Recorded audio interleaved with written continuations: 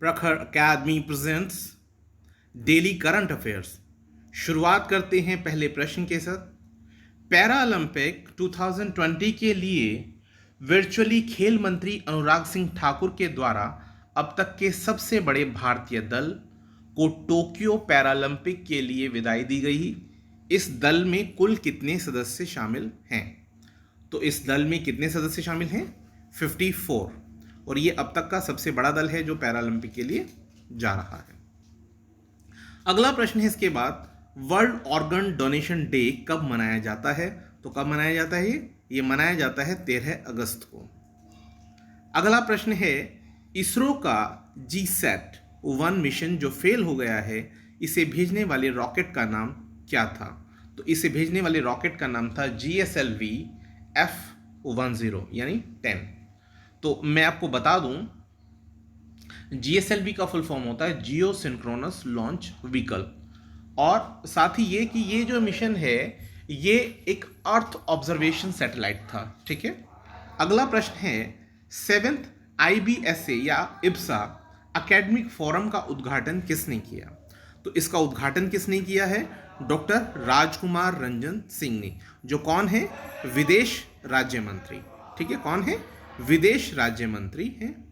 और इसके बाद अगला प्रश्न आता है, किस देश के द्वारा अपने सेना प्रमुख को हाल ही में बदल दिया गया है? तो ये कौन है? ये अफगानिस्तान में तालिबान के साथ जो संघर्ष चल रहा है उसके चलते तो वहाँ के जो हेड हैं उन्होंने क्या किया? अपने सेना प्रमुख को बदल दिया है। अगला प्रश्न है कि वोहरा समिति की रिपोर्ट का संबंध किस चीज से है? तो उसका संबंध है राजनीति के अपराधीकरण से। तो ये आपको याद रखना है, अगर आपको ऑप्शन में देता है कि राजनीति के अपराधीकरण से वोहरा समिति का संबंध है। अंतर्राष्ट्रीय युवा दिवस कब मनाया गया? तो ये मनाया गया है 12 अगस्त को। बुजुर्गों के लिए जीवन का गुणवत्ता सूचकांक ये हाल ही में जारी हुआ है। में कौन सा राज्य शीर्ष पर रहा है? तो इसमें जो शीर्ष पर राज्य रहा है वो राजस्थान है। अब है क्या कि प्रधानमंत्री की जो आर्थिक सलाहकार परिषद है उसने 2 कैटेगरी बनाई है। एक वो जो 5 मिलियन पॉपुलेशन से ज़्यादा के लिए है और एक वो जो 5 मिलियन पॉपुलेशन से कम के लिए है।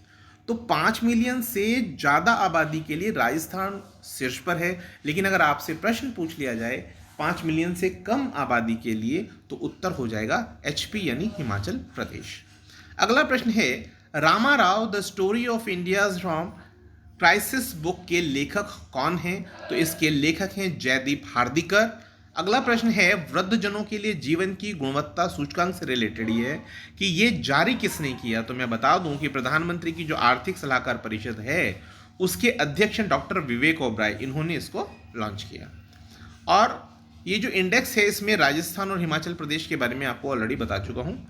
ये आपका अपेक्षाकृत वृद्ध राज्य और दोनों कैटेगरी मैंने आपको बता दी है, एक आपका 5 मिलियन से ज़्यादा और एक 5 मिलियन से कम, उसमें शीर्ष पे रहे हैं। सांख्यिकी और कार्यक्रम कार्यान्वयन मंत्रालय के द्वारा एक रिपोर्ट जारी की गई जिसके अनुसार जुलाई 2021 में मुद्रास्फीति की दर कितनी रही है? 5.59%, जो एक अपने आप में एक सुखद सूचना है, क्योंकि पिछले 2 माह से जो पिछले 2 महीने की रिपोर्ट है उसमें हमारा जो स्लैब है वो 6% से ज़्यादा जा रहा था। ठीक है, आई थिंक 6.26% था जून का, और ऐसा ही कुछ आपका मई का था। ठीक है, और ये थर्ड मंथ भी ये बढ़ सकता था, लेकिन फॉर्चुनेटली ये आपका अंडर कंट्रोल है, क्योंकि आपको पता होगा कि जो स्लैब होनी चाहिए वो कितना +2 और -2 मार्जिन के साथ है, यानी 4% का जो टारगेट रखा गया है तो +2 अगर हो जाता है तो वो 6% तक जाएगा, और अगर -2 होता है तो वो कहाँ रहेगा? 2% पर रहेगा। तो 2 से लेके 6 का जो विथ है या ये जो बैंड है इसके बीच में ही रखना है आपका जो इन्फ्लेशन है उसको कंट्रोल करके। तो उसके अकॉर्डिंग हम बिल्कुल सेफ साइड में है, यानी 5.59%। अगला प्रश्न आता है कि DRDO ने निर्भय मिसाइल का सफल परीक्षण कहाँ पर किया है? तो ये कहाँ किया है? ओडिशा के चांदीपुर टेस्ट रेंज से। अगला प्रश्न है कि मक्कलाई थेडी मारुथुअम यह योजना किस राज्य की है? तो ये योजना जो है वो तमिलनाडु के मुख्यमंत्री जो MK स्टालिन हैं उन्होंने आवश्यक सेवाओं को लोगों के दरवाजे तक पहुंचाने के उद्देश्य से प्रारंभ की है। ठीक है, तो कहाँ की है? तमिलनाडु की ये योजना है। अगला प्रश्न आता है कि बंगस आवाम मेले का उद्घाटन कहाँ किया गया? तो ये कहाँ किया गया है? ये जम्मू कश्मीर में किया गया है। अगला प्रश्न है कि सैटेलाइट फोन से लेस होने वाला देश का पहला राष्ट्रीय उद्यान बन गया है, तो ये कौन सा है? ये है काजीरंगा राष्ट्रीय उद्यान। और कहाँ पड़ता है? ये असम राज्य में पड़ता है। आप मुझे बताइए कि काजीरंगा जो है वो किस जानवर के लिए प्रसिद्ध है? तो मुझे अच्छा लगेगा अगर आप कमेंट सेक्शन में इसका उत्तर देंगे। अगला प्रश्न है भारत में स्थापित अक्षय ऊर्जा के मामले में दुनिया में कौन से स्थान पर है? तो भारत स्थापित अक्षय ऊर्जा के मामले में 4th प्लेस पर आता है।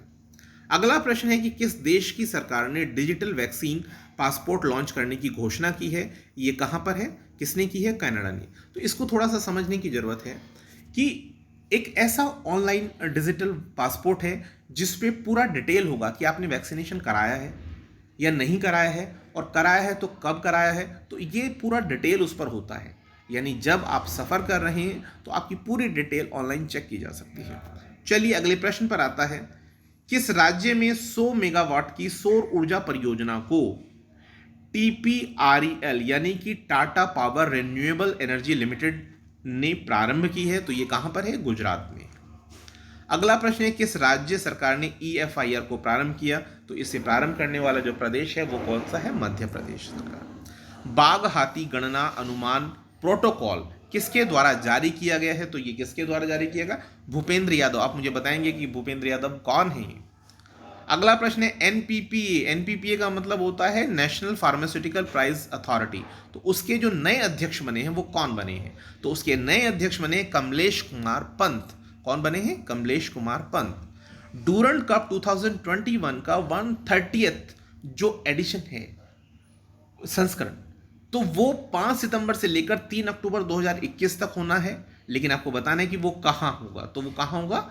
वो होगा कोलकाता में। वेस्ट बंगाल का जो कैपिटल है कोलकाता, वहां पर ये होने वाला है।